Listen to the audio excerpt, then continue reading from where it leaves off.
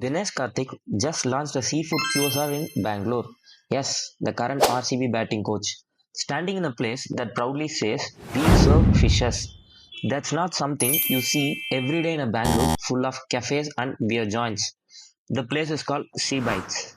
And honestly, it might change the way how we see seafood. Now, I didn't go there as a foodie. I went as someone who believes fish deserves more respect in our plate.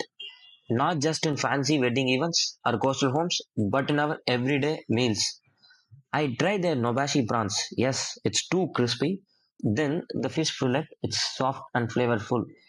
And finally, a cheesy shrimp sandwich, which I didn't expect to like, but I did. See, we keep talking about healthy eating, but ignore the food our ancestors trusted the most.